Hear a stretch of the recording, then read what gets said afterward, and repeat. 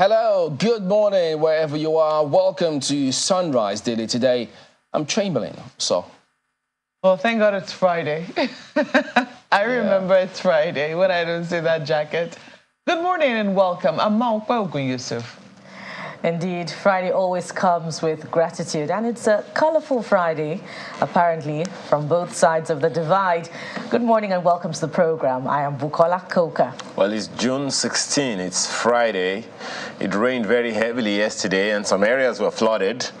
Anyway, let's not get into that. Amaya Makinde, good morning and welcome. Yeah, so we will just get you some of the dailies here today. Yes, we're also going to, of course, review some of the activities that played out yesterday. We do see some reactions also coming through. There's that of the NBA, and the president's men, and then quite a list that we've got for you today. But let's start off with the dailies this Friday morning, and we'll start with the Vanguard. Tinubu to NEC. Remember, they held that meeting yesterday, the governors, but the president did inaugurate the council, and so he says, no excuse for failure. So I think this will also not the hangers-on. The president's, the party men, everyone who comes on to speak on behalf of the presidency, just listen to this, no excuse for failure, so that they will all know that I guess they're ready to hit the ground running, as they've always thumped their chest about. So, yes, indeed. So, and then you see the first of the riders here. NEC considers payment of, look at that, 763 are we seeing the Vanguard, guys? Okay, if it's not, which one should we go for then? If we can't find this, because they need to see what we're reading. So we're just wondering. Okay, so this is the lead one right here today. So you could also see the National Economic Council inauguration. You can see the image on the front page of all the governors, and it's led by the vice president anyway. So they're expected to come up with some very interesting economic policies, because the people cannot wait. They cannot wait. They're already feeling the pinch economically, and they shall yet feel more pinch. So very interesting words by the president, saying no excuse for failure. We begged for this job. We danced for this job. That part made me chuckle. You see politicians on the campaign trail doing all manner of things.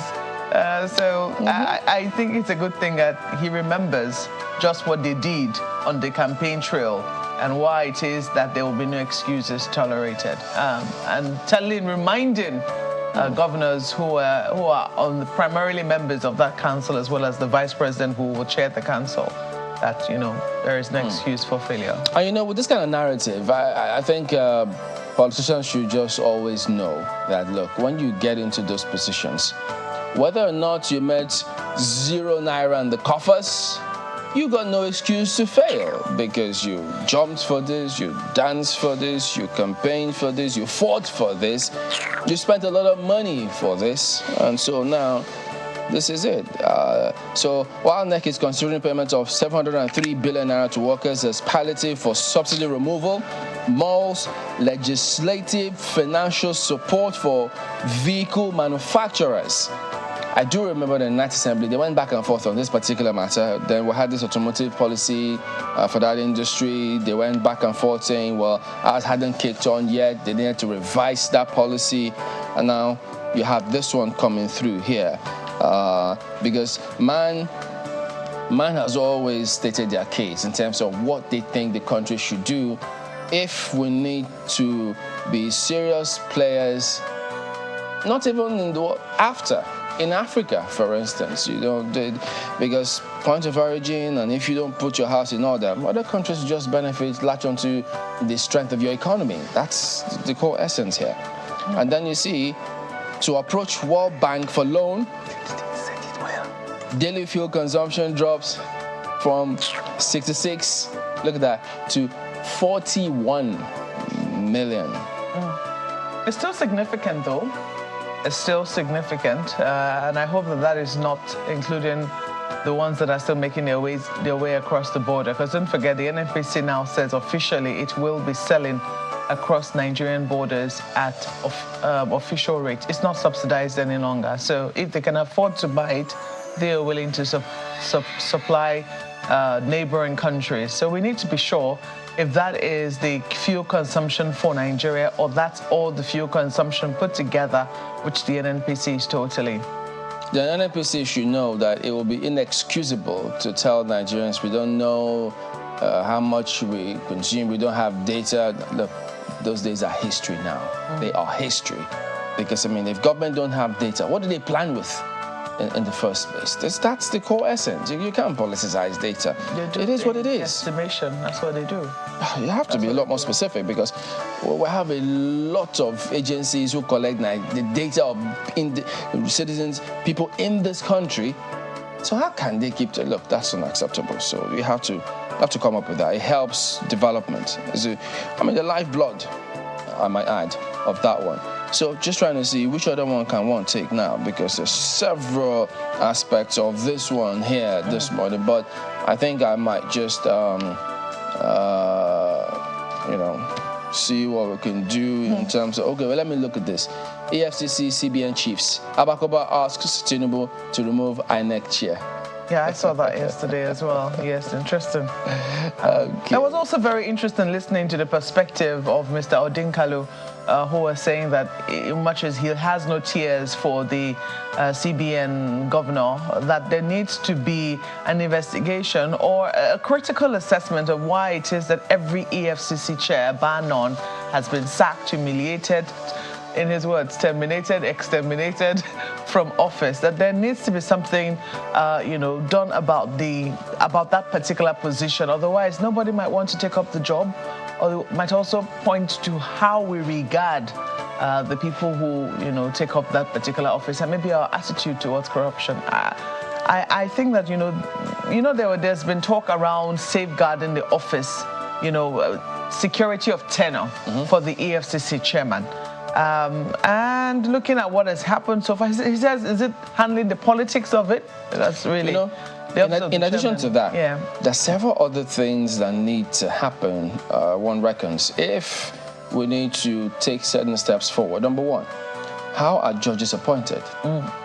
How is the INEC chairman appointed? How then the EFCC appointed? So then the IGP, how are they? So all of these things, because they keep telling you, oh yeah, independence of this and that. But all of these issues are very, very serious components independence of this, then you now have someone like Senator Bolkachua, who's coming out to talk about encroachment of his wife's own independence. But the president is talking about judicial reforms. I'm really interested to see what happens in that regard, because who knows, it may to a large extent confer a lot more confidence or otherwise on what's going on with the judiciary concerning the perception. You know what they say about perception? It's many people's reality anyway. That's Vanguard. New Telegraph has this on its front page. EFCC summons ex-minister Sirika over 3 billion naira Nigeria Air project. Yeah, I thought that would... Chairman has been asking for that for a while. For which one? This EFCC summoning, making investigations as to what happened. And not just him, quite a significant number of Nigerians want to know what happened with Nigeria Air. We've seen that investigation by the House of Reps. We also saw that of the Senate. The House of Reps chair saying that was a fraud, a scam, they called it. And it does appear that the EFCC is set to investigate just what has happened. So look at that. EFCC summons ex-minister Sirika over 3 billion naira Nigeria Air project.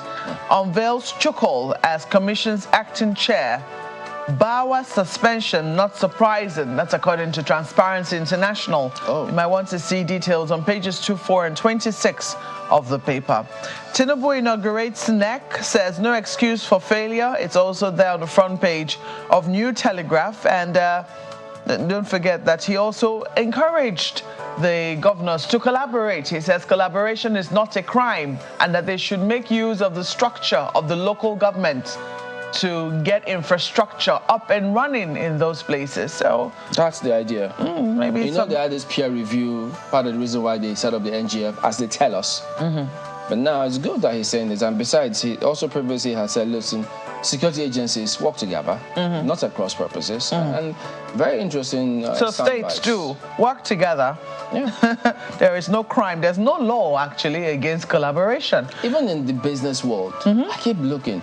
Do we have people, institutions who mainstream mergers and acquisition in this country so they can have businesses stay 100 years way beyond their owners? But I don't know, just big questions, really, Chamberlain. All of them very valid questions. And even when you are separate entities, it doesn't mean that people cannot collaborate on a project. Oh, many ways to do it.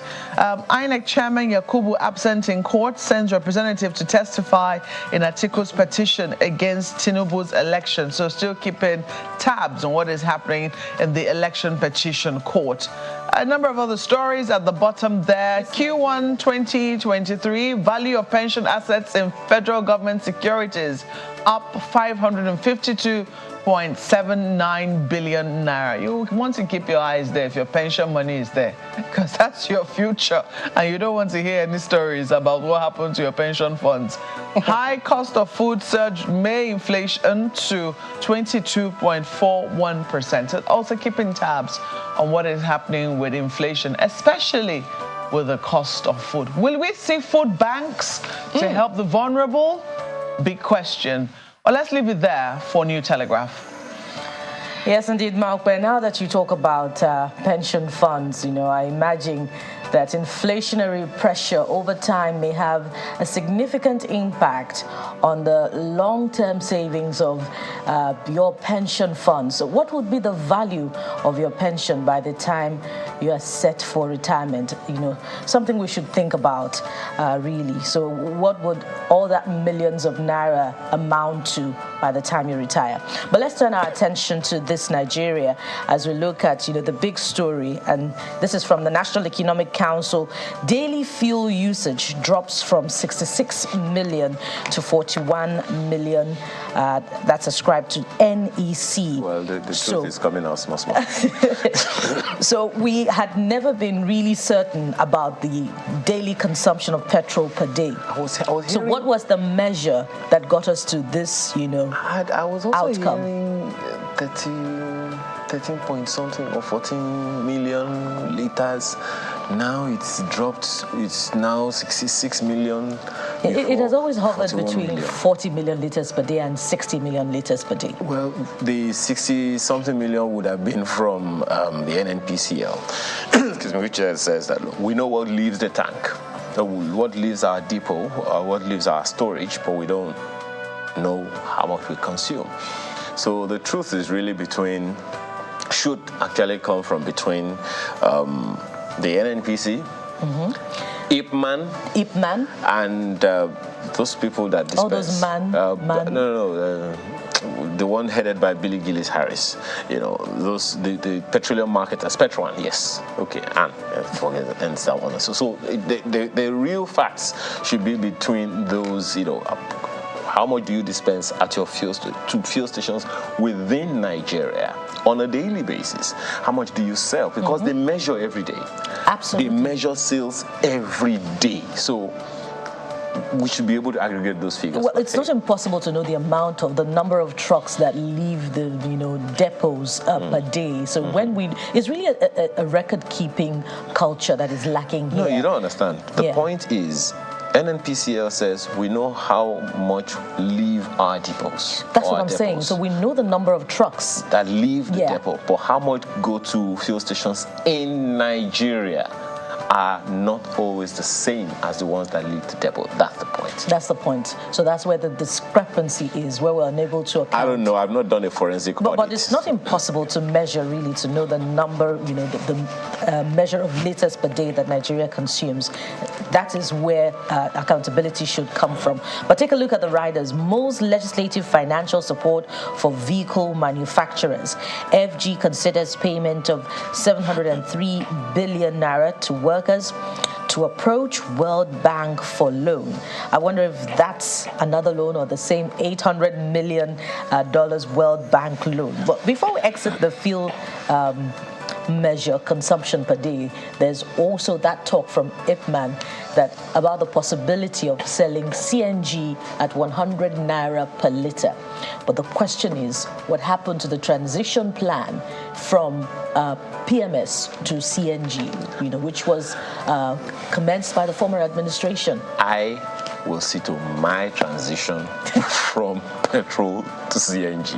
I hear that the CNG tanks are very, very strong. I've done a bit of a check for myself to put in my own car. Mm-hmm. So if it is that cheap, I'm very, very much interested as opposed to, paying so much. But, hey. That's interesting. If it's easy to make that transition, perhaps we should all begin to consider it. Oh, certainly. At this point.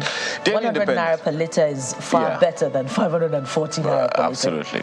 Daily Independent newspaper has this one on its front page. Tinubu to governors. Nigerians are awaiting economic reforms to escape poverty. That's the lead of the story. Guest says, we begged to be elected. We must deliver results. Appoints Edun, Alake, Ribadu, others special advisors. That's the lead of the paper. And then right under that story, you'll find the picture of that NEC meeting that the president inaugurated yesterday. And petrol subsidy removal. NEC reviews Labour's recommendation of 702 billion naira salary adjustments. That's quite something. That's the Daily Independent this morning. Of that narrative about the aviation ministry investigating things, we've got people asking where the former attorney general has been. But look at Daily Trust. I think there's a point-blank response. I'm not on the run, Malami. If you're looking for me, just know that he says he's not on the run. I was about to say, if you're looking for me, what did he say about that? Mm-hmm. Chamberlain, did he say that? There you go. Now look at that. That's it right there. Yeah. But but there's plenty of talk about how, he's disappeared from, the limelight. No one has seen him since in public or I don't know where, but it's interesting that he says he's not on the run. So where are you, Honorable? I know he was saying, Honorable Minister? What do you people want from me? I am no longer the Attorney General. I'm in my house with my wife and my family. What else do you want? Why do people think he'll be on the run anyway? People always say things, so they're never short of it. But look at the writers now. Sirika denies invitation from EFCC. So, there you go. 8 Buhari's ex-ministers on the probe. EFCC source. 8 of them on the probe. And then ex-president's corruption war, a one-man show. Ascribed to it. Done. So will we get a rebuttal from New Telegraph saying, we stand by our story? You never know. Watch that space, I guess. That's Daily Trust today. Leadership Friday has this. Reforms. You must step on toes. CSOs, lawyers tell Tinubu. Want ministers unveiled. No excuse for failure, President declares. Says we begged, campaigned, danced for the job. Yes, indeed. I heard that. Meets Yakasai, Akonde, Sanusi. The story is on page 4 of the paper. Yes, indeed. He also did meet former military head of state, Abdusalami Abubakar, General, who you find details of that on page 4 of the paper. And this reps Wike floors Atiku as Chinda emerges minority leader.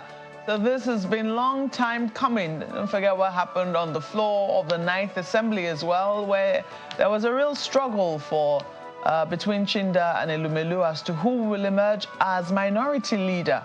But it does appear that finally he has that position. So Chinda emerges minority leader. That is right there. You also see a number of other stories. IBB tasks NAS leadership on inclusive government. Inflation rises for 5 straight months to 22.41%. That's also there. And Azu is writing on the back page, conversation with Azu, plugging gaps in the students' loan scheme. That's something that we certainly will be taking up quite soon.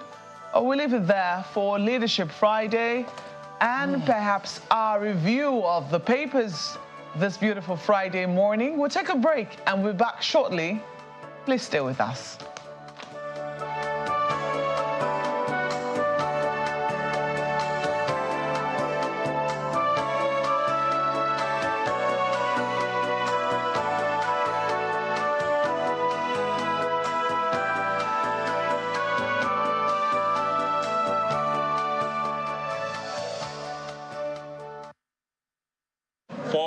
Mr. Abdurrashid Bauer. We've started since 2021 with him when he was nominated and was about to be confirmed by the Senate. We wrote the Senate, we wrote the president, the former president, that Mr. Bauer was not fit for that office because whoever wants to come to equity must come with clean hands. Mr. Bauer was brought to that office through the back door. Now we want to use this Bauer's case as a case study. We are going to follow it to the letter. We are not stopping our protests at the level of he being suspended. We are going to ensure that it's thoroughly investigated through due diligence investigation. Remember that the former governor, Matawale, accused him of demanding $2 million. He has not succeeded in denying that fact. We wanted everybody that committed one corruption infraction or the other being brought to book. That is the only way by your tomorrow can be guaranteed.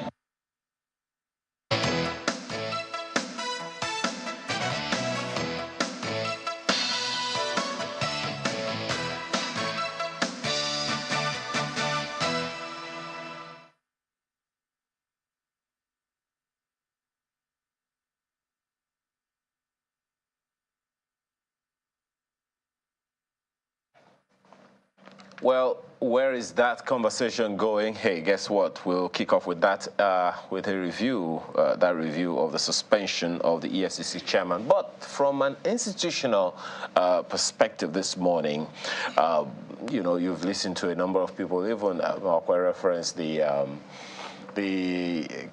conversation with Mr. Odenkalu yesterday on Politics Today, when he was talking about that and saying, look, is it a banana peel, that office? Let's have that conversation this morning with Mr. Wahab Shitu, who is a senior advocate of Nigeria. He joins us here in the studio. Thank you so much for joining us this morning. Thank you for inviting me. Well, from an institutional perspective, and history judges us fairly by noting that there has been no EFCC chairman, unless I missed it, that has eased out of office without being suspended, without one allegation or the other against them. What does that, do you question that in any way? It's like it depends on the whim and caprice of whoever it is that appointed them to, or maybe the person that takes over from them to either retain them or remove them. What do you make of that? Well, thank you for that question. I think every right-thinking Nigerian or every right-thinking, you know, commentator or observer of what is happening will be concerned. I happen to have been prosecuting for EFCC since inception. Oh. So I've virtually related with all the chairmen or acting chairman of the EFCC, from Nuhu Ribadu to Ibrahim Lamurde to Waziri and to Magu and now to Bawa. And so it gives us, in terms of concern, it gives us a lot of concern that an office, an institution of that magnitude, because the EFCC is not just it's not a local institution, it's an international institution, because the war against corruption is of international dimension. The international community is interested in the subject of corruption in the way it is interested in the subject of terrorism. When we talk of corruption and terrorism, those are issues beyond of international concern, beyond local or domestic borders.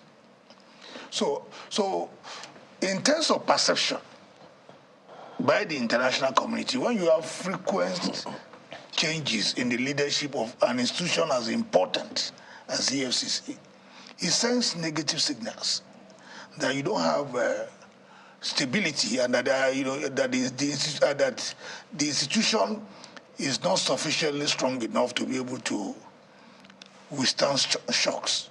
And that should give us a general concern. But what do you think, what can you say? I mean, glad to know, at least for those who don't, that you've been there from the very, very beginning. Yes. Okay. And you understand, well, one could say, one way or the other, you understand the processes of the institution. Yes. What could be responsible for the slippery nature of that office? Is it in its operation? Is it in the openness of the office of the chairman to people? Is it in the fact that the man is available to be approached by just about anybody? Is it in his vulnerability? What exactly do you think could be responsible for that? All these factors that you have enumerated and more. But I will single out one particular factor, the element of vested interest. The fight against, the war against corruption is not a tea party. It is a serious business. If you want to identify one single militating factor in the way of our developmental process against our developmental strides, is the factor of corruption and impunity. So corruption is the elephant in the room. When you have a breakdown in systems, it is corruption. When you have a breakdown in institutions, it is corruption. When you have a breakdown in ethical and moral values of the society, it is corruption.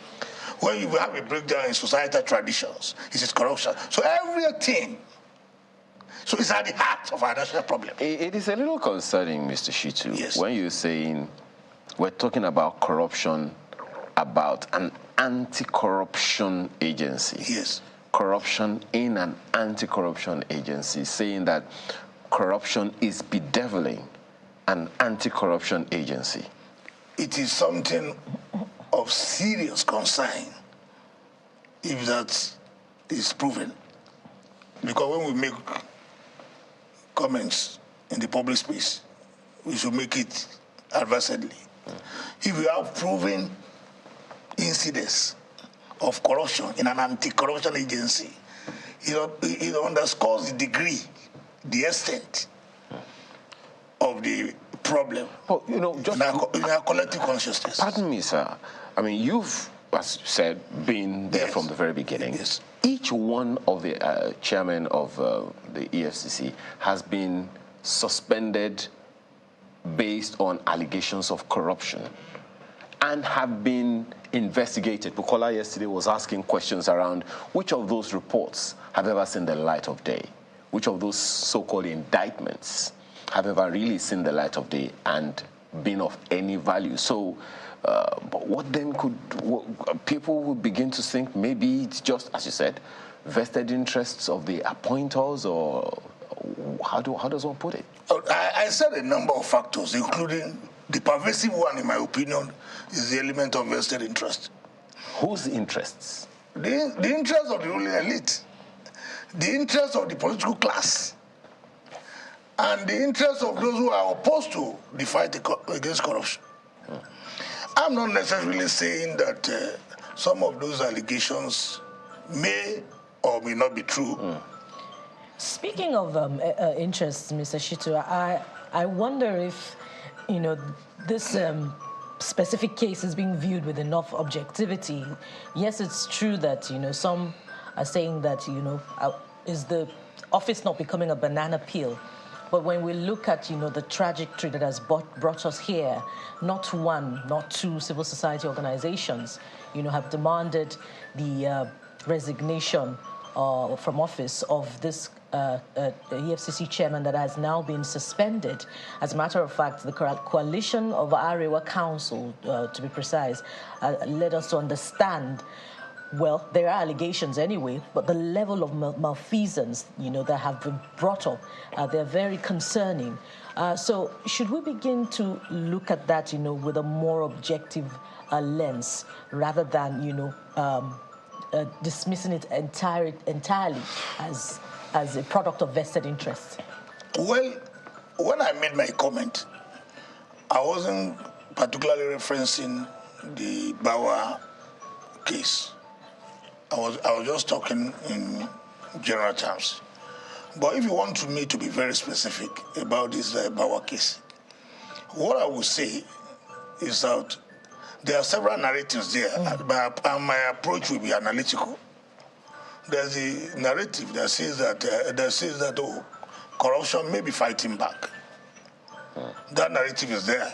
There's also the narrative that said a house built with spittle will ultimately be filled with by the morning dew. That's another perspective. And if you read the Transparency International's comment on this issue, they said, oh, they are not surprised that ultimately the changes are because of personal interest. Everybody wants a chairman. Every regime wants to change the chairman of EFCC. That's the perspective of Transparency International. But speaking very frankly, you see, and this is the approach I want to recommend. The fight against corruption should be fought holistically. If there's evidence of corruption, even within the EFCC itself, it should be fought. Nobody is above the law. But in the specific case of Bauer, Mr. Abdulrashid Bauer, I want us to have an open mind. I want us to insist on thorough investigation that will preserve the fair hearing of the person. Anybody who's accused of corruption is entitled to fair hearing. Whether the allegation we are talking about is committed by those we consider our friends or those we consider our enemies. We should, because it can be anybody's turn. It can be anybody. But what we should insist upon is that when allegations are made against anyone, any suspect, including Bauer, including any big man, we should advocate that such allegations are thoroughly investigated, devoid of vested interest.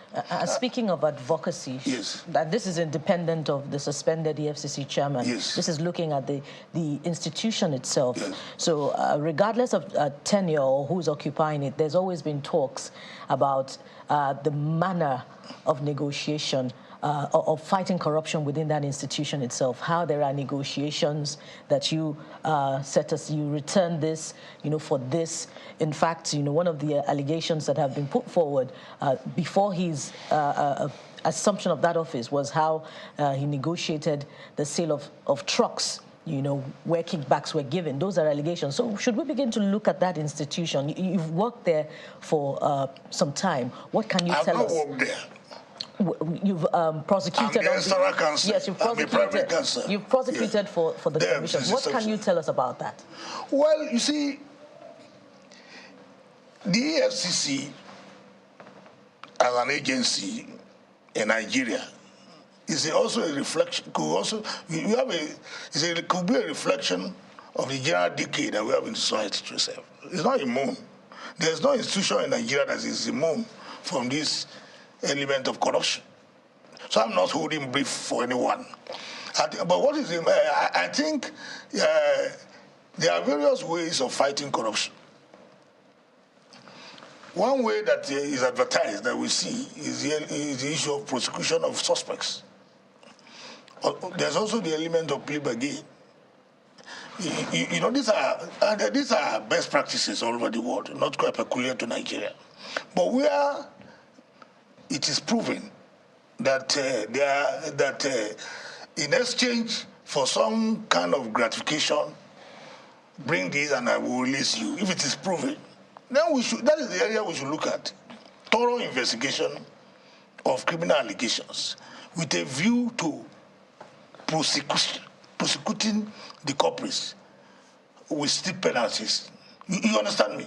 So I've had a lot of stories about what is happening in there. They remain in the realm of conjecture. What is important and what we should insist upon is that allegations will be thoroughly investigated. Some people have asked me whether the president has the powers to suspend the chairman of EFCC. Yes, he has the powers. If you look at Section 11 of the Interpretation Act, it says anybody who has the powers to make appointment into a substantive position also has the power to suspend. So what do you make of those who are quoting the EFCC Act about the process or procedure of removing the EFCC chairman? Yes, the EFCC Act is a statutory enactment, which is also subject to the Interpretation Act. The Interpretation Act is a law that interprets all statutory instruments, including the EFCC Act. And that act by Section 11, and I invite you to go and read it very well, it says that if an appointing authority has the powers to appoint anyone into a substantive position, such an appointing authority also has the power to appoint the same person into an active to act, or even take such other measures, including suspending the person from office.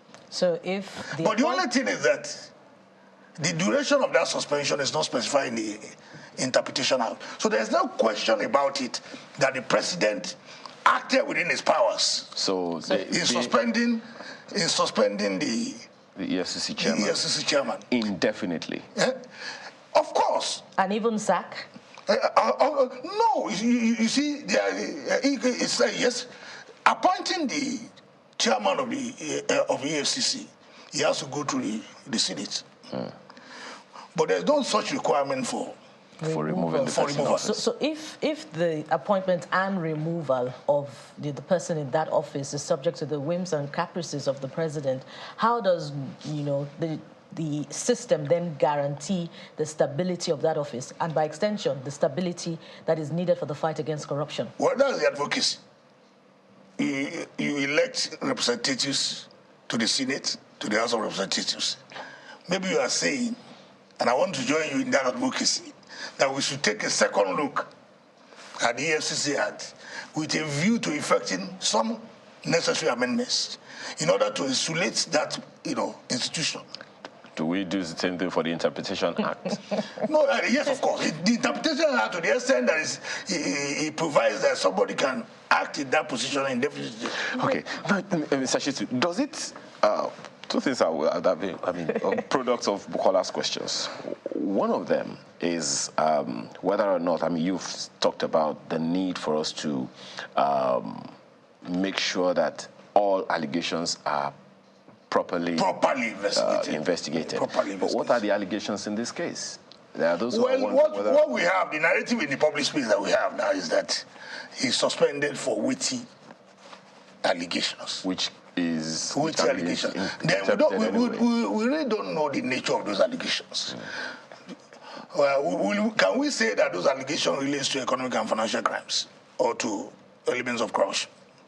Then if those allegations relate to those specific offenses that have alleged offenses that have highlighted, the question you want to ask yourself whether the DSS is the appropriate body to take him into custody.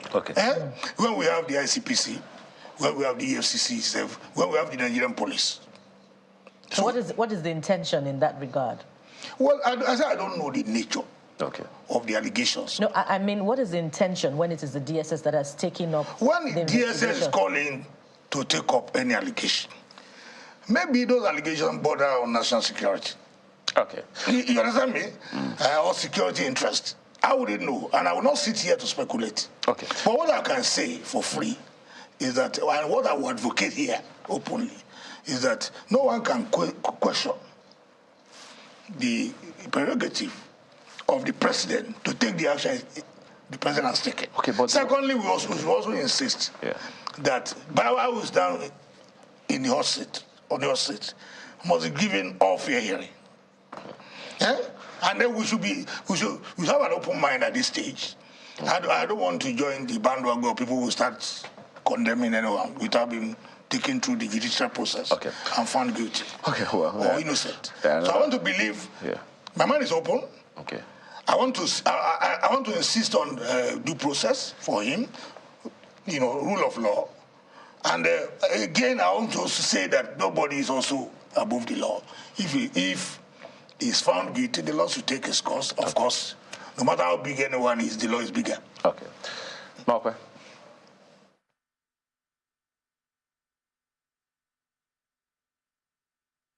All right, let me ask you this. I think this might be taking you back a little, even though, I'd also been very curious as to whether you thought that the DSS, should be the one doing the investigation on Mr. Bauer, considering the rivalry we had seen at the beginning of the tenure of President Tinubu.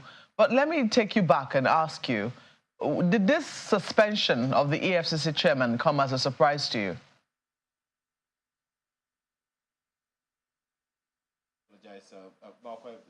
Mr. Shitu can't hear you yet, but as soon as that is possible, we'll bring him back to you. But the question she's asking, is along the line of whether or not you think that. Well, if you. Okay. Go ahead, Mark. Go ahead, Mark. Okay, I was just asking Mr. Shitu if the suspension of the EFCC chairman came as a surprise to him. If it came as a surprise to you, tell me why. If it doesn't, or if it didn't, tell us why. Well, he can't hear you again, Mark. I sincerely apologize, but the question Mark is asking is whether or not you thought that Mr. Bauer's suspension came as a surprise to you. If it did or if it did not, why? Well, I want to say categorically that given what has played out since the advent of EFCC, I'm beyond shock. I'm prepared for anything. So it did not come to me as a surprise at all. If you recall that the circumstances under which his predecessor was also shoved aside, it's worrisome. I defended his predecessor throughout the proceedings. And up till now, no proven allegation against Ibrahim Magu.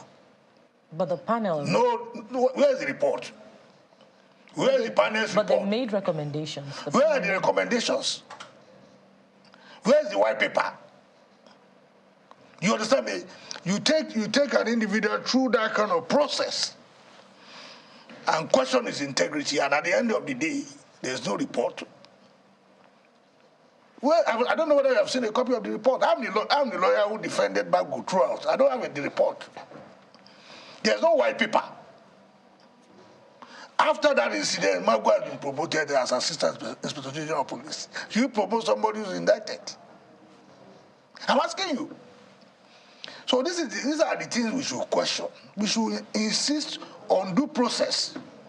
So I take the view here that Magu, some people didn't want his face and just simply shoved him aside. And they could even have asked him to resign without going through the rigors of setting up a panel or an inquiry, at the end of which you have not seen the report, at the end of which there's no white paper. So can we begin to look at each EFCC chairman that has been removed from office one way or the other independently, or should we categorize all of them as having been witch hunted? I think we should look at it independently. And in looking at it independently, we should do so with an open mind. I will not sit here to make a general indictment on any of those who have served this country.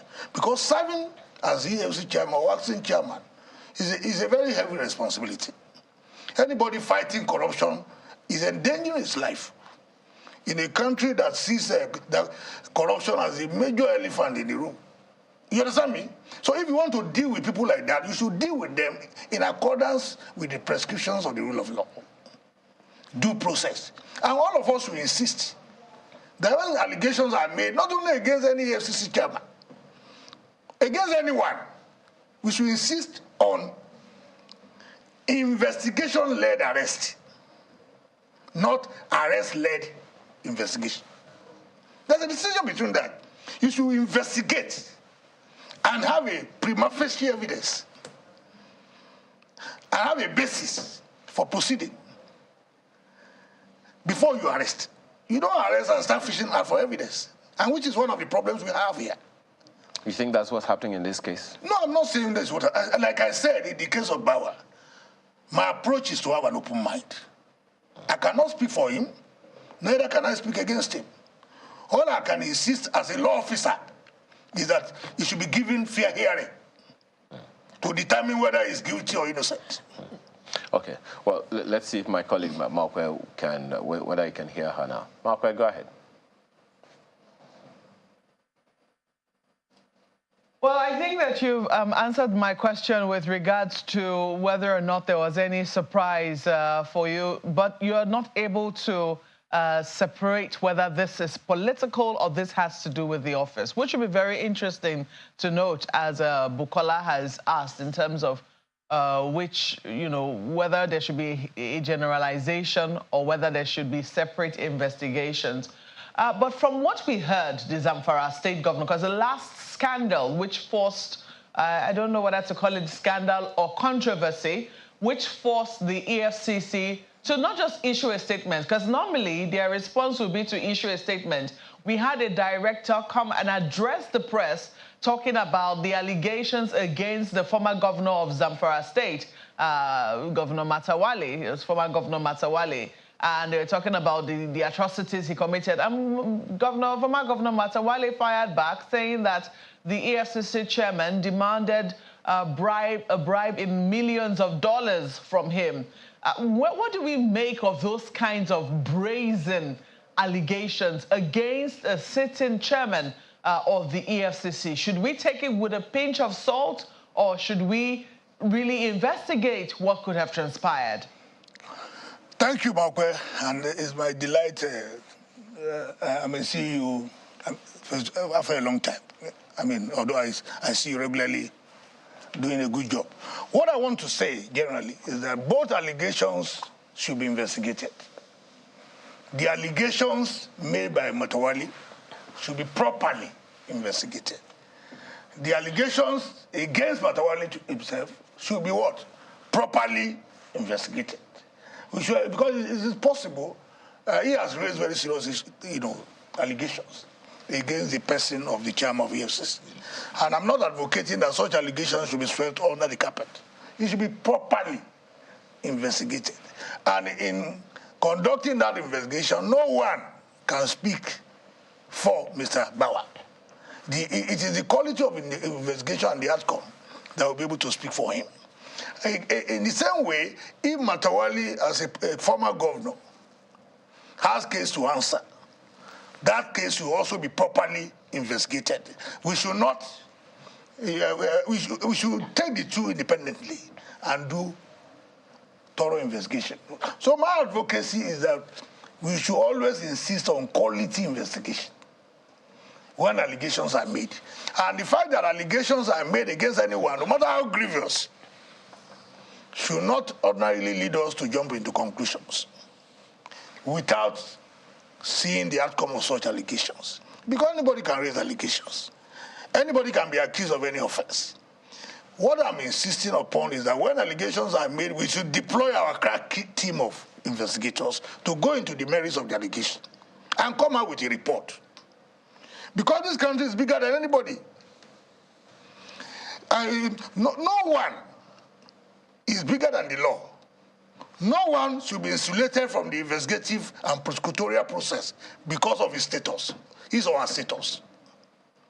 And that is why I think the present administration, the Tinubu administration, ought to be encouraged, ought to be supported. Because in my view, the administration has started very well.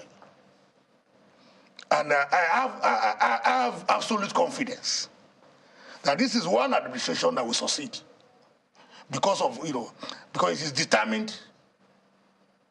determined to improve the process.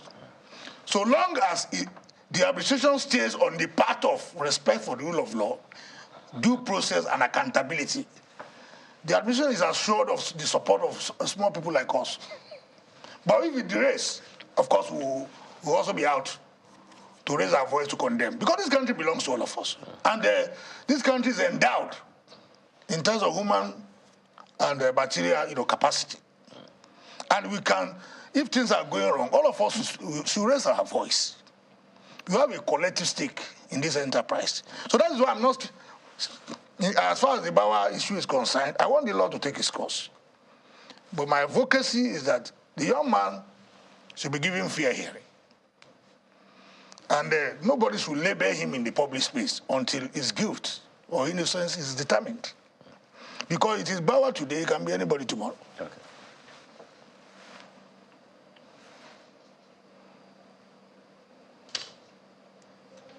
Mr. Shuti, let me just ask you quickly before we wrap up. The NBA has issued a statement concerning the statements made on the floor of the Senate by Senator Bulkachua about the former president of the Court of Appeal. And part of the statement, if you look at the second to the last paragraph of that statement, reads, quote, "It is in this regard that I call on Inspector General of Police and the chairman of the ICPC to immediately invite Senator Ahmed Mohamed Bulkachua for interrogation and proceed to prosecute him accordingly. I shall write a letter to both the IGP and the ICPC chairman in this respect." Well, clearly, several other persons, senior advocates, have spoken up on this matter. What do you expect? And did that statement take you by surprise? Because before now, there had been several conversations in the public concerning some judgments that had been handed down by the judiciary. Well, I stand wholeheartedly by the statement issued by the NBA president. And I think everyone should be concerned about the integrity, the honor, and the independence of our judiciary. I know, as a matter of fact, that most of our judges have, peerless reputation. But we have some few bad eggs that are also, spoiling the reputation of the judiciary, tarring it with a general brush. So when Senator Adamu Bulkachua made that statement, I felt disgusted. I felt alarmed. I was shocked. And I thought immediately he should have been arrested and then investigated. Because he has done a disservice, not only to the body of jurisprudence and the judiciary. If that allegation is not properly investigated, he may also have done a disservice to his wife, who was a former president of the Court of Appeal. We are talking of a former president of the Court of Appeal, somebody who has held a very, very high office, and whose actions and utterances ought to, guide. So I think the thing to insist upon is what the NBA president has done. Enlist the support of the Nigerian police or ICPC to immediately take the senator into custody and then investigate. He has to give us more details about the kind of assistance he rendered and how he manipulated the wife to favor his friends in chambers. Well, he has to give further particulars. Yeah, as you said. But as far as I'm concerned, no one can rubbish the integrity of the judiciary as an institution. Individuals may fall short of expectations, but that institution is critical to democratic governance, and it will endure. And I want to say clearly, openly, that majority of our judges have, peerless integrity. And in spite of what Adamu Bulkachua said on the floor of the Senate, that integrity is intact. Well, it's a good place to round this off for now, because I'm very sure that, it's an endless conversation, because there are those who are alleging that, hey, even the primary subject we were talking about, the Bauer conversation, may or may not be connected with the Naira policy, under Emefiele. All kinds of speculations in the public space. Yeah. But let's stay focused on respect for rule of law, respect for due process, and integrity of the process. And fair hearing. Fair hearing, yes. Mr. Wahab Shitu is a senior advocate of Nigeria. Thank you so much for joining us this morning. It's my pleasure. Always a pleasure to be with Janice. Okay. Yes. We're back right after now to take on another issue. Do stay with us.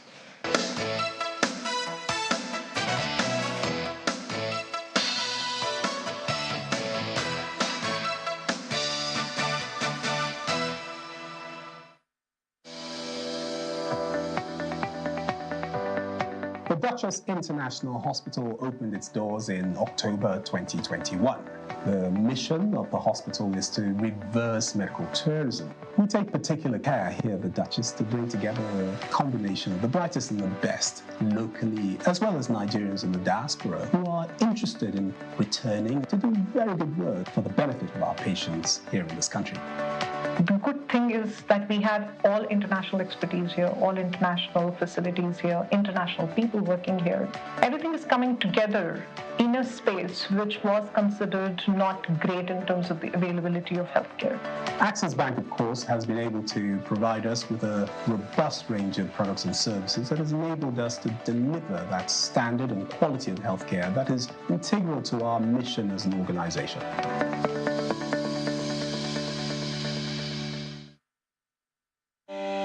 Are you a young person, creative and innovative? Are you using science and innovation to solve any problems at the moment? Do you dream of innovative solutions to Africa's challenges using science and technology? If yes, then this online Pan-African Youth Innovation Forum is for you. The Lagos Business School, in partnership with Co-Creation Hub, is inviting you to a global meeting of tech champions in Africa to be headlined by a global philanthropist and one of the global giants in science and technology. Theme: Advancing Africa, Unleashing the Power of Youth in Science and Innovation. Date: Wednesday, June 21st, 2023. Register at events.africa.com. Time: 10 a.m. prompt. The event is supported by Center for Communication and Social Impact, CCSI, with media partnership from Channels TV and Africa.com.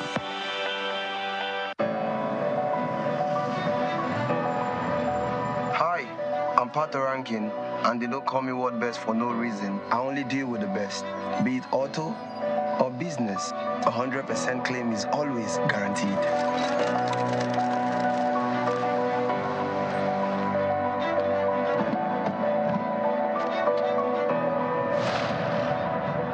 Welcome to World Class Insurance Services.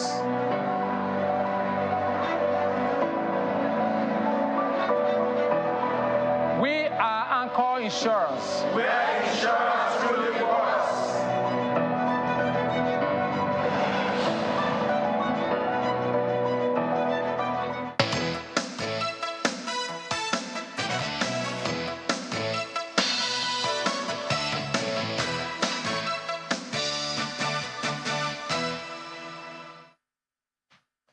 All right, welcome back. Well, we are turning our attention now to reviewing some policies, decisions that has been taken by this administration. We've got Adigun Agbaje, who is a professor of political science and the former deputy vice chancellor, University of Ibadan. He joins us virtually.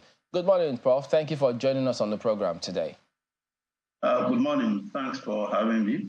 Okay, now a number of decisions have been taken by the president. And the latest, let's start from there, yesterday when he did announce his special advisors, the first tranche.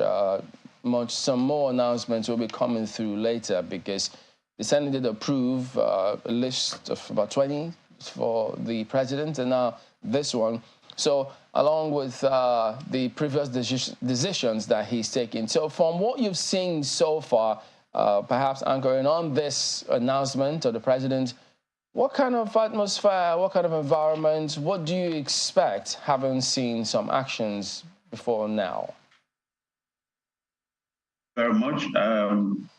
It seems to me increasingly obvious that the administration is setting for itself very clear goals and putting in place various mechanisms for effective governance towards the achievement of those goals. You recall that the president set for himself 5 priority areas in terms of security, economy, job creation, culture, and infrastructure. And with the latest sets of appointments, is actually putting in place special advisors who are supposed to be like his elements of his think tank close to him to advise him on a daily basis, largely unencumbered by bureaucracy. And so it's not surprising that he has appointed those people. And I must say it's a very good mix, both in terms of the quality of those appointed, in terms of their technocratic capacities, also in terms of appointing people to general governance matters. So you have, the appointees with very rich backgrounds coming into special duties, communications and strategy, of course, security. There has been some discussion around the appointment of a special advisor security, and then you now have specific focus on areas of challenges, in terms of revenue, in terms of health, energy, in terms of monetary policies. Yeah, so I think that's good. Yeah. So, Prof, tell us, when you reference conversations about the security component, what are your own thoughts on that matter? My thinking on the matter is that I think, and this point has been made by one or two of the other people, it's important that the president appoints a special advisor, somebody he has confidence in, given the seriousness of the security challenges that we face. It doesn't really matter whether the person has military or security or purely civilian backgrounds. Comparative experience shows that it's not the case that in all instances, only people with military backgrounds are appointed. It has been the case in Nigeria that has occurred more frequently.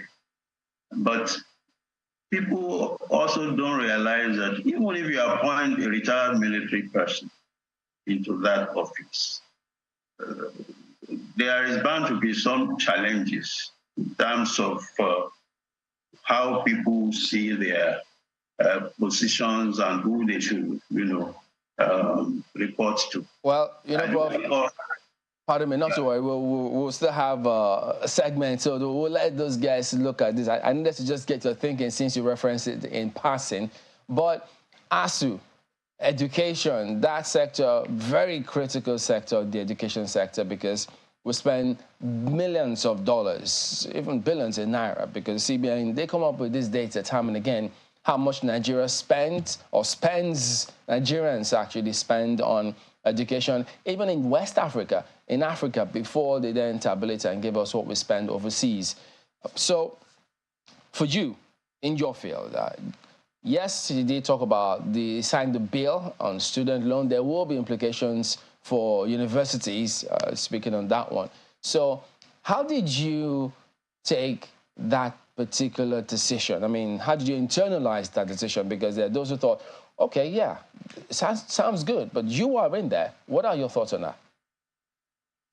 Well, as a student in the 1970s, we had that kind of facility, and it was left to you whether you wanted to apply or not. But along with that, also a whole series of bursaries that state governments offered to their students from their own states. And so for some of us, there was no need to take a loan because the bursaries were adequate. Now, the circumstances are different. It's really unfortunate that our educational system has gone to the level that it has gone in terms of resourcing, partly as a result of challenges in governance on the issue of education over the decades. It's something that has, accumulated over the decades. My take is that this initiative, which of course, by the way, started from the last government, the bill that the president signed into law was processed largely under the Buhari administration, which shows a continuity in concern about education and the role and the position of students in education. This is a step, I believe, in the right direction. The indications are that this may not be the only step in terms of resourcing of higher, especially of higher education, but it's a very meaningful and important step that tells the story that perhaps this government is going to take on, critical issues from the previous government and make advances in terms of moving the country forward in the very key sectors of our national life. So for me, it's a welcome development. There will obviously be challenges, but the challenges can be tackled as they come. Well, it does appear that one of the challenges we're beginning to see is, well, the bill, the act has been applauded. That's the Student Loan Act. It does appear that tuition fees are going to be introduced into the federal university system, and it looks like that is not very pleasant news for both members of the academic union and even students as well. Do you think that this was a Greek gift? Well, I wouldn't agree that this was a Greek gift. I think what we all face as citizens and as government is that we need to be very innovative in terms of how we address our fundamental challenges.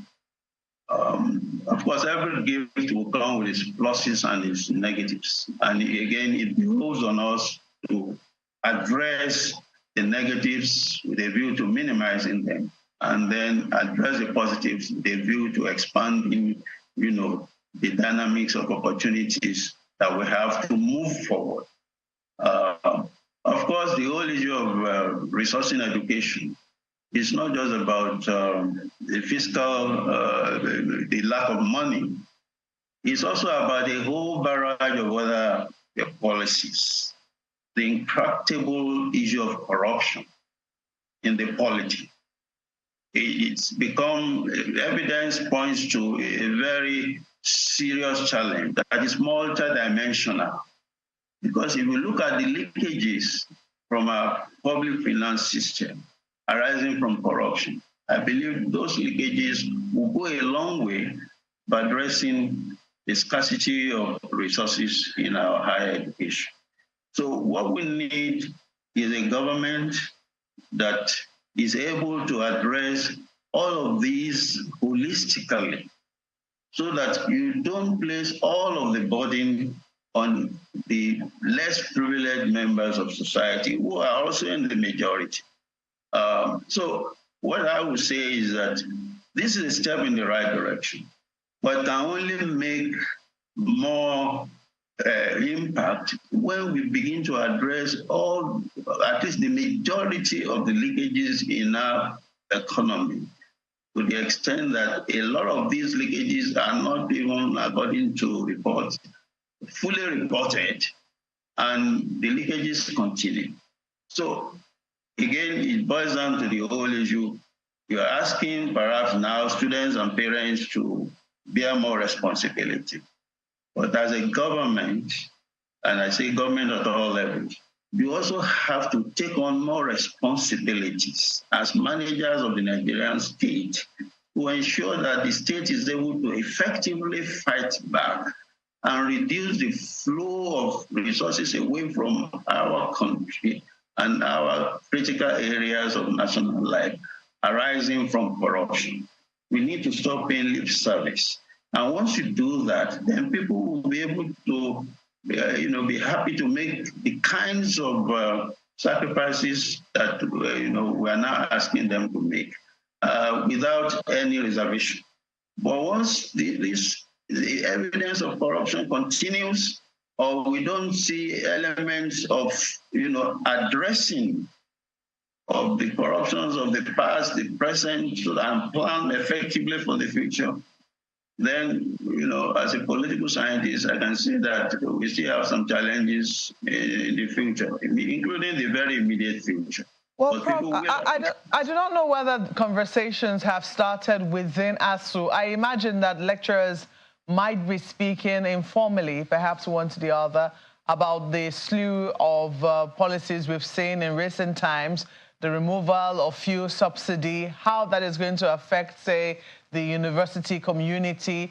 There's also the floating of the naira. And now, with this imminent introduction of tuition fees, it does appear that, you know, there's quite a lot for the Nigerian who has children in the university to take on. Can you tell us, if there's been a formal start of conversations within ASU as to what this will mean? And if it hasn't started, what are your colleagues saying in informal quarters about the slew of policies that we've seen in recent times? Very much. If I can just take the risk, since I'm not a spokesperson formally for ASU, I believe the conversation is already on. In fact, the conversation precedes the current slew of policies, as you put them, and it's been on for a long time. What we expect is that over time, of course, there is no uniformity in terms. You cannot say that all of ASU supports this or that. That's the beauty of a plural society. But what we are hoping to see is a situation in which increasingly people are saying that we must get these resources. If the resources will not come from paying fees, they have to come from somewhere. And it may not be sustainable to hold on to the argument that... let me just jump in so you can make this point alongside what you're saying, if you can or will. Now, yes, you say resources won't just come from those fees. It's got to look elsewhere. But we also do know that several governments, even though they signed those agreements, they've not been able to fulfill the obligations with ASU. So will this, or shouldn't this, lead to financial autonomy for universities? Would that be a way to go? Yes, I believe that we're already there in principle. But of course, to the extent that a lot of the overheads in the university system are provisioned by the owners of federal universities, the federal government, state government universities, and then, of course, private universities. I think what we need to seriously tackle is and also thinking beyond the box, is the whole issue of, can you have education that is totally tuition free? Let me say that fees are already being charged, even in federal universities. The key area that's largely left is in the area of fees. Comparatively, in a global sense, increasingly we are getting to know that education is relatively cheap in Nigeria. When our children go abroad, there's people who have taken loans over the years to fund their own education, and then they spend the next 10, 15 years paying back the loan. Those are the realities. But in the context of our own specific realities, like as I said earlier, as we move towards the possibility of a tuition fee paying regime for government, for federal government universities, don't forget that state government universities, most of them, if not all, are already paying tuition fees. That we also address other policy issues, as I said earlier. If, for instance, just hypothetically, you are talking about raising tuition fees of 100 naira, but you are also losing 300 naira to corruption that is largely untamed, then, you know, that calls to question our capacity to think holistically and to address the fundamentals of our reality instead of shifting responsibility to others who are non-state actors. So that would be my take. A need for complementary policies that will then make it easy for people to say, yes, the state is not that irresponsible in terms of our resources. And so we can contribute more resources to health, to education, and even to infrastructure. You talk about, corruption, saving money and then, losing money to corruption. The question that comes to mind for me is how we deal with that. For instance, I remember in the days of former Vice President Osinbajo, he has advocated that, look, we need to do something about the civil service at the federal level, because that's where government really happens, or governance really happens. They execute everything that needs to be done. But there are those who also say that that is where a lot of corrupt activities happen. Do you see a situation where we run a paperless government? A situation where we digitize processes and procedures in government at all levels, ministries, departments, and agencies? Because there are those who believe that it is in the place of moving paper from one desk to the other that something has to exchange hands, otherwise nothing will happen. Do you see that happening as part of the president's guiding principles when he talked about, look, we need to do something about discouraging corruption? Do you think that will discourage corruption? Digitizing public service?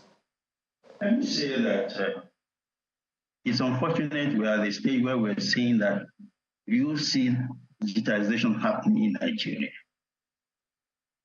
I will give an example of Kenya, where they have service centers in every local government, where whatever you want to do, whatever service you want from government, you go to those service centers and you can do everything. Vehicle licensing, tax, name any kind of payment you want to make in terms of government service, and everything is digital. You don't have to if you want to register your new car, you want anything you want at all local government levels, is a one-stop service center. Digitization has progressed tremendously in many other African countries that are not as I don't want to say rich, as blessed as Nigeria, in terms of resources of all types, human resources, the capacity, the human capacity. I mean, we drive the economies and the governance of a lot of countries in the world. Nigerians are there. So I'm always sad when I'm asked, is it possible in Nigeria? We are the leader naturally, but we have been left behind by decades as a result of inaction or action that actually perpetuates evil. All right, Prof, we just need to anchor at this point. We do appreciate your perspectives. Adigun Agbaje, Professor of Political Science, former Deputy Vice Chancellor, University of Ibadan. Thank you very much indeed for your time today. Thank you very much. All right, we're back in a moment, and we'll talk about security component of all of this conversation. Do stay on with us.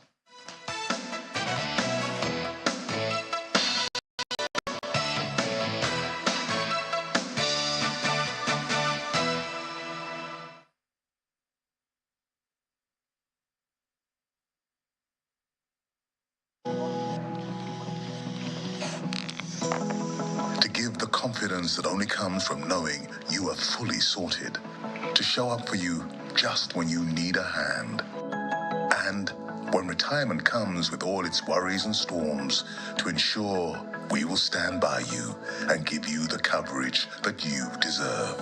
Make the perfect choice. Choose PAL Pensions today. PAL Pensions, your pal for life. Dear countrymen and women, the election is over and we have exercised our civic rights. Now is the time for this country to move forward in unity and harmony. Harassing or bullying one another on social media will only promote disunity, disorder, and retrogression. Let us avoid it and embrace peace. It is every citizen's duty to respect and protect individual civic rights. Please don't write or post any untrue or defamatory stories about individuals or groups online. Let us always join hands and voice out against misinformation and disinformation, curbing and discouraging discouraging the spread of fake news. Our children are the future of this great country. They need to be involved in learning about their civic duties, rights, and responsibilities in a cultural manner. We can create an atmosphere for meaningful and sustainable development in peace and unity. This message is from New beginnings are always colorful. When we celebrate the start of life's journey, we marry in colors. With our proudly Nigerian Dulux paints, now available in any color. Express your world however you want it. Visit a Dulux Color Center to get any color instantly. Dulux, let's color.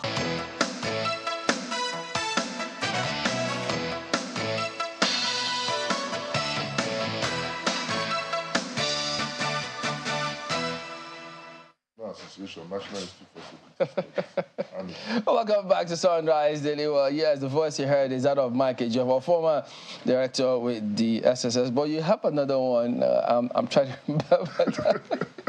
The president, Haruna Association, National Institute for Security Studies. Okay, so, and that makes it apt for, because part of what we want to look at now is the security component of what to expect from this Tinubu presidency. We've seen some announcement of key men, yes, you can call them that, of course. The ones that will be subsequently appointed will equally be key, because that's why he's choosing that, because he thinks that they will be good enough to help him pilot the affairs of this country. But right away, if we just jump into this, you've seen some of the announcements made. And in fact, I don't know why there's a lot of conversation about that security bit, but look, what do you think about the appointment of Mr. Ribadu? Well, I think it's a new office. It's not been existing. So maybe the president perhaps wants somebody close to him to look at the security issues instead of going through the whole hog of, the bureaucracy of going through the DG, NSA. Maybe he needs somebody to be coordinating or collating his reports and be briefed on a daily basis. That's what I think. Okay, so should there be, all the kind of conversations that are making the rounds, people seem to be wondering if the policeman, is he going to be superintending over military personnel? So all of that conversation, to the general public, they may just wonder, the president wants results. That is the public domain because it was not specific. I believe the president is still going to make an appointment of national security advisor. Oh, okay. That's what I think. So in that regard, what do you expect? The NSA will still coordinate. I think he wants to do some reforms, some restructuring kind of, for more effective. We've been doing the same thing, the same way, and getting the same result. So now to change things. I think it's strategic. So regarding the NSA, if you had to change things, what would you advise or expect that he should do?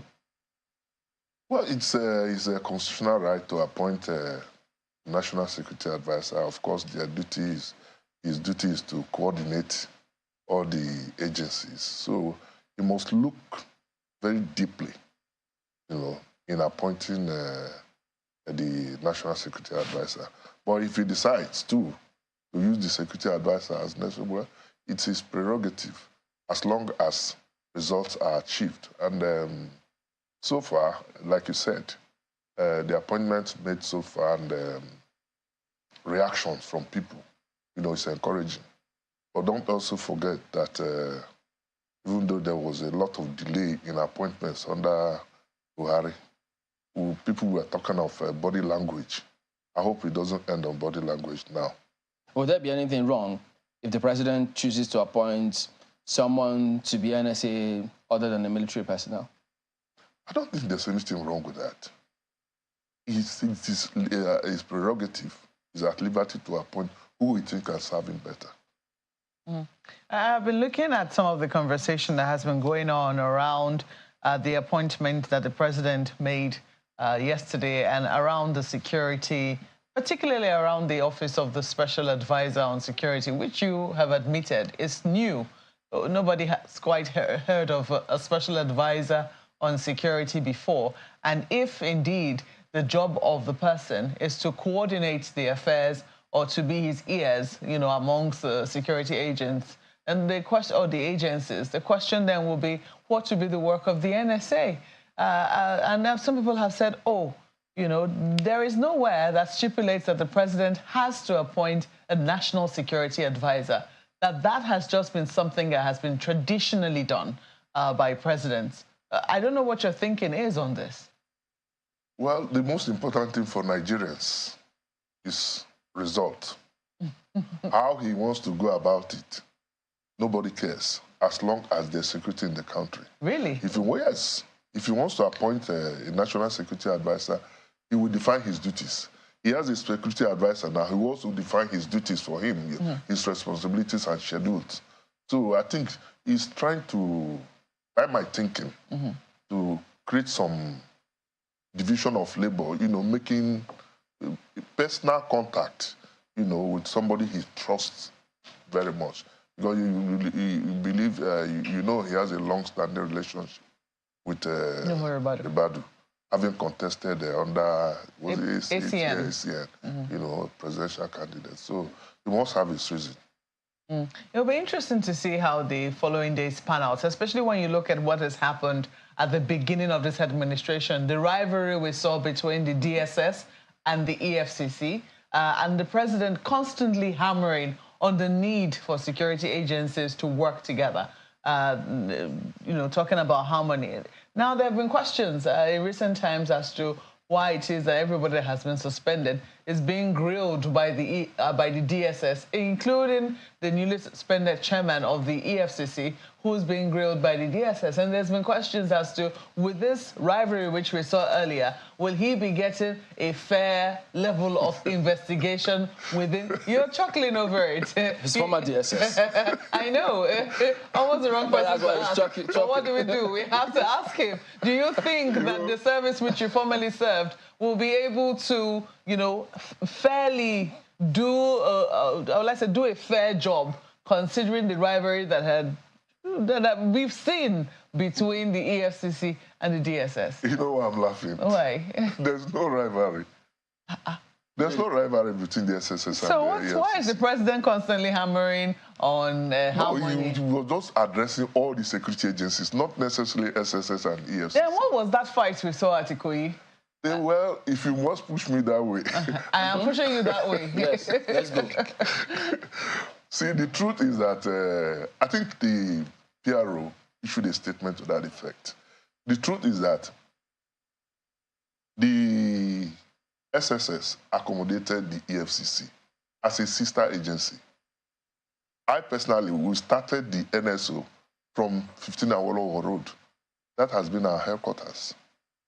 Now, there have been correspondence, you know, between the EFCC and the SSS for them to vacate because they need to use that place. And, you know, immediately the SSS also said, you people must go because they have not listened to it. And that's what we see on the screen right now. The EFCC chairman came to appeal to the DG. So I don't see any rancor. Possibly... Look at this, Mr. Joffo. This... Taking over, the firing guns. You said there's no rancor. We work together. Firing guns? Oh, yes. The journalists recorded firing guns. Yes, journalists who went there. Maybe you have journalists who went there had to run back when they approached the gate, and there was firing into the air to, you know, like scare them or chase them away. Well, I wasn't there. You are telling me now. Yes, and I'm telling you what they are. You were not there. I do not consider the accounts from our correspondent PSA. You didn't hear it? I didn't. Were you in another studio granting an interview when that happened? Okay, well, let's go to Lagos now because, as a matter of fact, you know, we just had another perspective on this matter. So we'll go back and forth. Other part of the question. Yes. Okay. The SSS is charged with investigating crimes against the state. As we speak, this includes, of course, you know, espionage, sabotage, subversion, terrorism, insurgency, and the rest of them. That is the statutory function of the SSS. So whether Magu will get a fair hearing or not, Bawa, sorry, will get a fair hearing or not, that is guaranteed. Because the SSS, as far as I know, without sounding immodest, we always give you the benefit of the doubt. Interesting. What about... Oh, perhaps we should take that. We should go to Yes, Lagos I mean, now. you will hear what our guest in Lagos does think of this matter. Guys.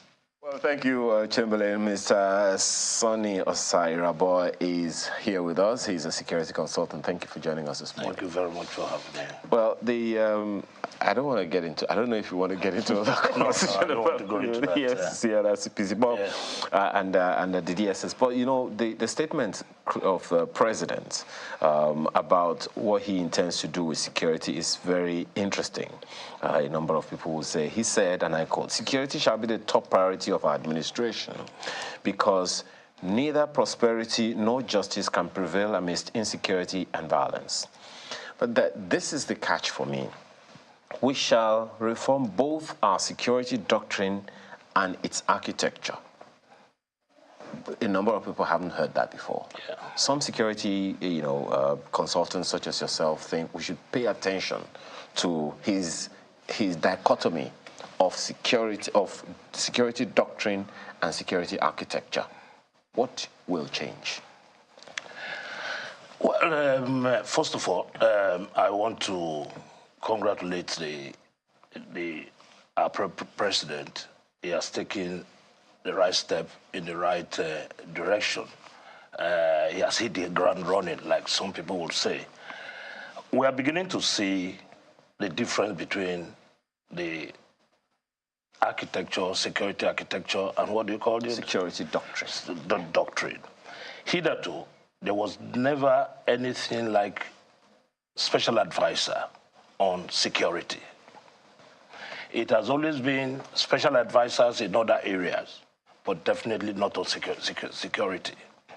And when you are talking about issues of special advisors, you pick a special advisor based on people you understand very well and equally understand you, as opposed to the position of a minister or the national security advisor, which oftentimes is often determined by political considerations. Now, if he's talking about the dichotomy now, he has appointed a security advisor in the person of Ribadu. Security advisor. Special advisor on security in the person of Ribadu. He has known Ribadu for some time. They've come a long way. Ribadu has contested under the platform in which he was the leader of the party. And haven't had that relationship, it will be easier for him to deal with somebody of that line, as opposed to the national security advisor, who may have a different thinking as opposed to that of the president. So that is the beginning of it. I believe that's what he wants to do. It is not just about the bureaucratic aspect of it. It's about getting to the nitty-gritty of it, understanding who can read your lips, who you can call at the tick of the night, who you sleep and wake with. In terms of security, there are those who are also say that this whole idea of state-centric as opposed to citizen-centric security apparatus is also of concern. The 2019 security document produced by the Office of the National Security Advisor in 2019 said something like that there's going to be more focus on citizens as opposed to protecting the states. We're going to protect the citizens. Do you think between 2019 and now anything changed? Nothing has changed. It is more of paperwork. The security we have seen had been more of the protection of the state than the citizen. Ideally, the citizens make up the state. But what we have seen in Nigeria has been a situation in which security is meant for the high and the mighty, the lower ones for all the care. We saw it happen in Lekki. We saw it happen in several areas. The man who wields the power, if he's coming, they don't really mind. Many people can be mowed down for the sake of one man. So if the document had been prepared, it is only good on paper. It has not been translated to what you and I can feel. And I hope this government will dust up the paper and work on it for the benefit of all of us. He said yesterday that they begged to be elected. So if they begged to be elected, it means power belongs to the people. If the power belongs to the people, automatically state security now. Security should be more about the people.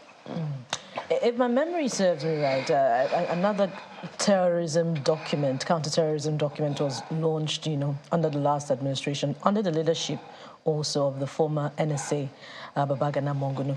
But looking at the nomenclature of this office, new office, National Security Advisor, those close to the corridors of power in the past have said that, perhaps this is a placeholder role for the office of the National Security Advisor. But considering the fact that still the president has to appoint someone to the office of the National Security Advisor because it's constitutionally backed, do you see that this may not necessarily solve that problem of rivalry between the police force and the military in terms of who tackles internal security? Well, you and I were aware that the first line of security in the country is the police. You and I see the police on a daily basis. The soldiers, or the military, as it were, their place of operation, it's often restricted. Protection of the territorial integrity. As for the police, on a daily basis, you can relate with them. There is no way conflict will not arise, especially in a situation where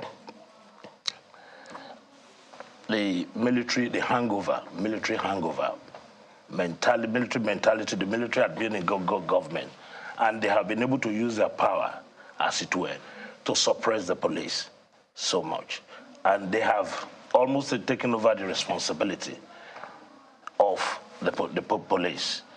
But I believe that somebody in President Tinubu's shoe, he has seen a lot. He's an experienced man.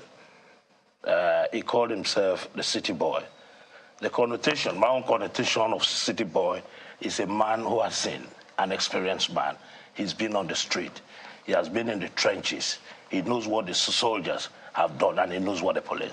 And I believe that he will be able to bring his experience to bear on this rivalry, as it were. Mr. Ejiofor, I wonder if you have any contrary thoughts to the same thinking about whether Mr. Ribadu will eventually take up the office of National Security Advisor, whether it's a placeholder, and if not, do you see, the supremacy battle that we always see between that office and the service chiefs in the long term in tackling internal security?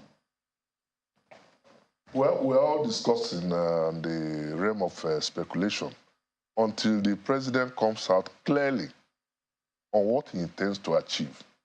We will not be categorical in making any statement.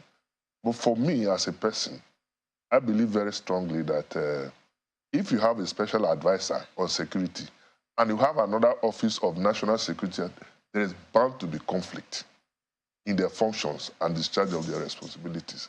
So how the president intends to harmonize the two functions, or they are giving specific functions, or the office of the NSA is scrapped. Until that is done, we don't know. You remember, before this time, like I said, to the best of my knowledge and memory, we've not had a special advisor to the president before on security. Before the office of the NSA, we had, under the military, coordinator of national security, office of the coordinator of national security. But when the NSA was created, that one was dropped. So that's the much I know. But Mr. Ejiofor, it's actually been pointed out to us that, in fact, there had been two SA security before now, under President Shagari, Dr. Buka Shoaib and Professor Shehu Galadanchi. they were called special advisor and so on security, so that they've actually been there before. That's I'm not. I'm saying to the one I know. Okay, but we also understand that we also been pointed out to us that actually too that the law, our constitution doesn't even mention specifically the position of NSA.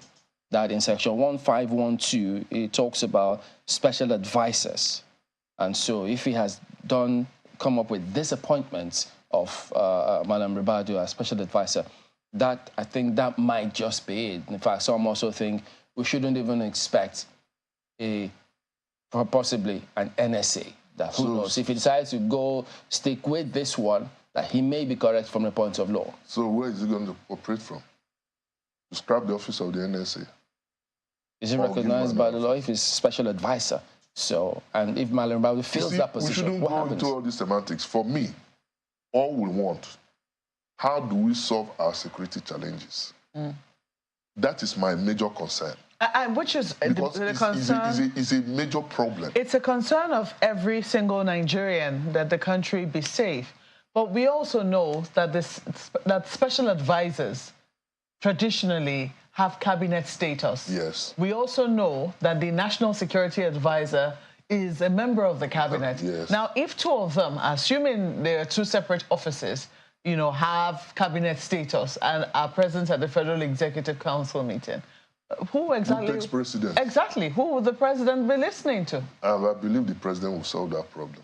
Assuming it were one. I mean, assuming it were going to be a problem. It's a problem already. Because some people are asking, has the NSA been relieved of his job?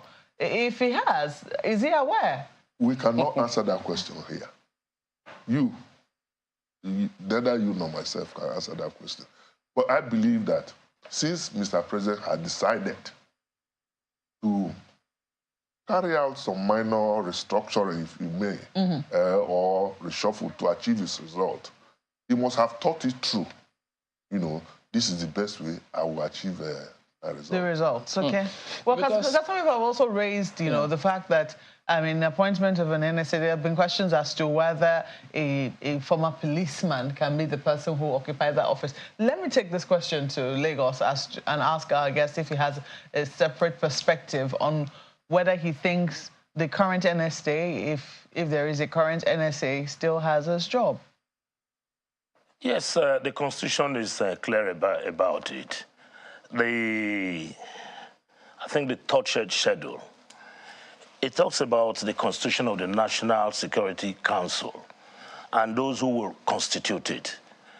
One, it talks about the president, it talks about the vice president, it talks about the minister for external affairs, that is foreign minister for foreign affairs. It talks about the minister for internal affairs and national security advisor. So there is still the need for, the Constitution is clear. There is no ambiguity about it. I said it at the beginning that if Mr. President had decided to have a special advisor on security, that is for his own kitchen cabinet. Let me put it in quote. But the Constitution still has to be respected. The Constitution talks about the place of the National Security Advisor. Are we going to throw it away? If we are talking about the National Security Advisor. Do you think a National Security Advisor, if the president has a special advisor whom he trusts, who's going to be a part of his kitchen cabinet, and you also have the office of the National Security Advisor, do you think that that person could be undermined, whatever advice the National Security, after is an advisor to, could be given, could be undermined by what the Special Advisor on Security is? This is really tongue-twisted. Okay. Could be given. Let's look at it this way. We've had Minister for Finance and then Special Advisor on Economy and Finance. We've had dual positions in which there will be a Minister for Political Affairs, Minister for Economic Affairs, and the President will still have a minister, an advisor on economic matters. They don't clash. It depends on the president now. His ability to separate the functions of the two. Two of them are of cabinet level. two of them are equally responsible to him. So it depends on how he breaks down the function of each of his advisors. So that's my take on it. Mr. Jofo, do you think that there needs to be proper clarity on this from the president? Do you think that Nigerians deserve an explanation, not this speculation, you know, or do you think that really both of them can coexist and there's no need for any explanation? There's a lot of explanation to make. Otherwise, there will be conflict. We should not deceive ourselves. It's either you abide by the Constitution, appoint an NSA, or elevate Ribadu to NSA, or restructure to make him a special advisor on security, doing away with the office of the National Security Advisor. Let me read this, because if you say there's going to be confusion. Section 151. The president may appoint any person as a special advisor to assist him in the performance of his functions. 2. The number of such advisors and their remuneration and allowances shall be as prescribed by law or by resolution of the National Assembly. Any appointment made pursuant to the provisions of this section shall be at the pleasure of the president and shall cease when the president ceases to hold office. If he says, I want special advisors, which he sent to the National Assembly, they approve for him, and he gets special advisor on security, where did he say that he has to have an NSA? No. I'm not saying he has a prerogative to appoint, but there's bound to be conflict if the office of the NSA is still existing and the special advisor. Who takes precedence? The security agencies, who do they report to?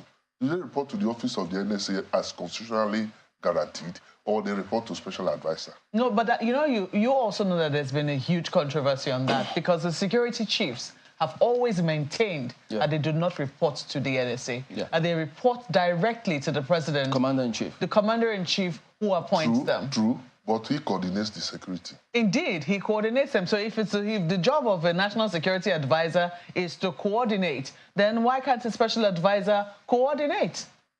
Then what would the NSA be doing?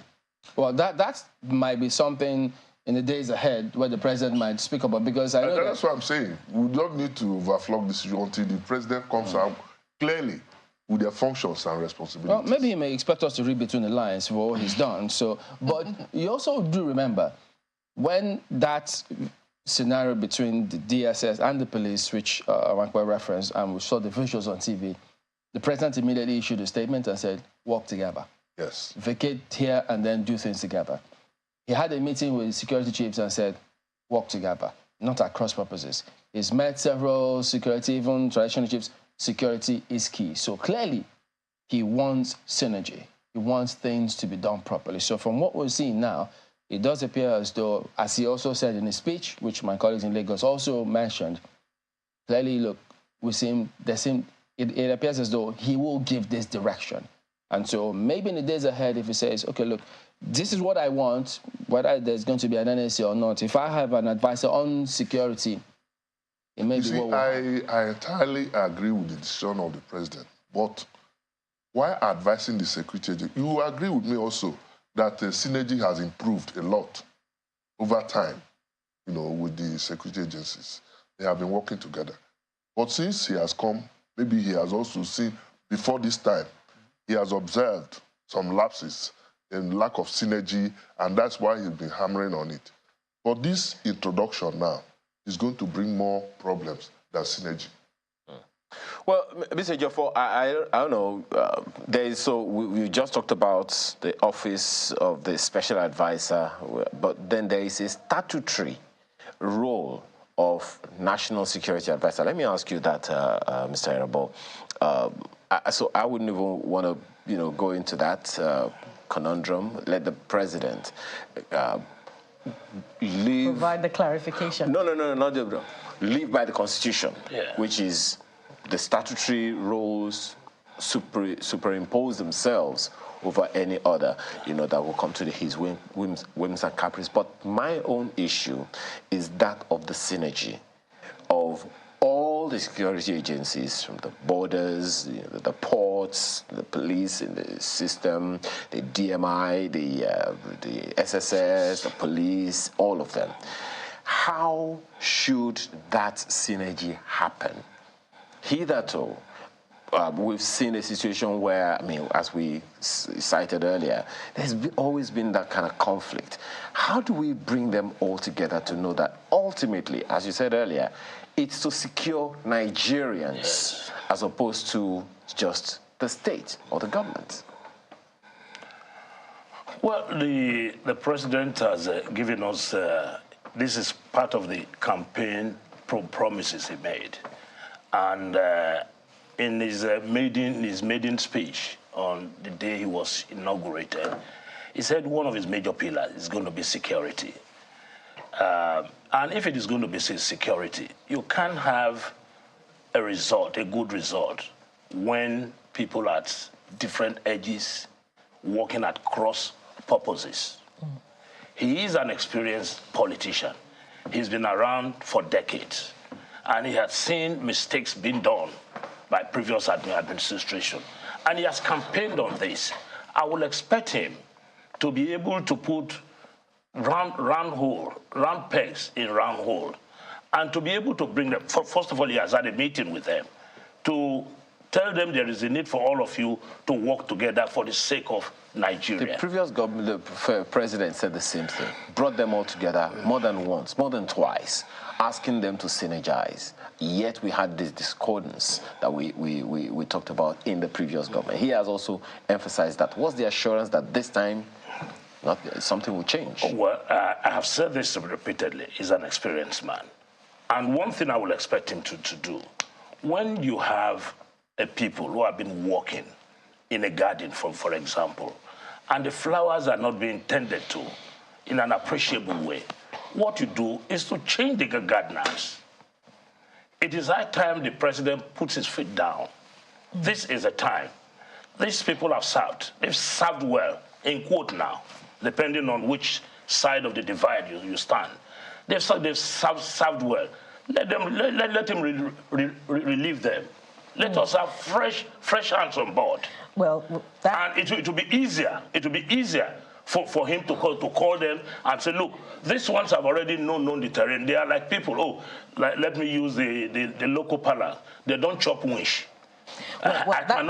These ones are fresh. And then you can tell them, read the right act to them again, and then make it emphatic. Well, that character is yet to be seen of this current president. But let me quickly get this one in, and I appreciate it if you can answer very briefly. I'm still concerned about the conundrum, particularly as it relates to Ayo's question about synergy. And there's been concerns that, even the office of the Special Advisor on Security can be higher in ranking than that of the NSA because, the individual ticks the boxes on relationship, and confidence that we've talked about this category of appointments. So are you concerned that if this is the case, it could bring us back to that issue of discordance that we're talking about? Well, Mr. Jaffa said one thing, and I think I agree with him on that note, that it is the president. He is the leader. He should know how to organize his house. Okay. He takes the responsibility, the boss stops on the state table. Issue of rivalry will always occur. In a place where everybody is fighting for a piece of the name, where there is no discipline, they call themselves, I'm sorry to say this, there are some attitude of the people in the middle that leave so much to be desired. This is a time in which the Riot Act has to be read louder. I think you already even capped that when you said that the president has to call the service chiefs together and tell them whatever needs to be done so that they can all work together. It's an ongoing conversation, most certainly, and it's something that we'll play on more and more. Sonny Osa Irabo, thank you so much for your thoughts this morning. Thank you very much. He's a security consultant. Guys. Yes, please. And then I know they've been bombarding us with different parts of the law here. Even section 1531, which says there should be established for the Federation the following bodies. It went on to K. What I see here is National Security Council, just to put it out there. But Mr. Jaffa, we couldn't even say the initial agenda. But some other time. It's understandable. I mean, if disappointments are made, people just need to fall in line. So, and he's also said, if there's any obstacle in us moving the country forward, they will be removed. So, but moving forward, what do you expect from security for the president? Well, for security is based on unity of the country. The country must be unified, first of all. Let us remain as Nigerians. The president must work on the unity of this country to bring everybody together, all dissenting voices. From there, we can take it up. All right, we have to thank you very much indeed, Mike Ejiofor, former director, SSS, also president, Alumni Association of National Institute of Security Studies. This is an association of all security agencies, all the armed forces, all the regulatory agencies and paramilitary services. So there can be no confusion, all right? No confusion, we're working together. All right, thank you for coming on today. So let's see, do we have messages now? I don't see any. Okay, there you go. I can't see any. All right, guys. So I guess that wraps it up today. Very interesting indeed. And thank you all for your submissions and contributions. We thoroughly appreciate all of them. Well, that is the show today. We will see you next week. I'm Chamberlain Osov. Goodbye.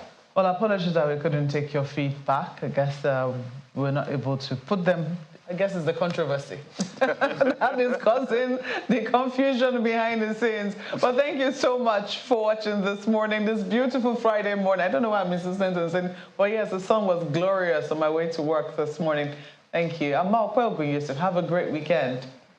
And whether there is rain or sunshine this weekend, here's hoping that your weekend will be filled with a lot of laughter and sunshine. Thank you for watching. I am Bukola Koka. Make sure your employees, the politicians, governors, National Assembly and State Assembly members, responsible and accountable to you.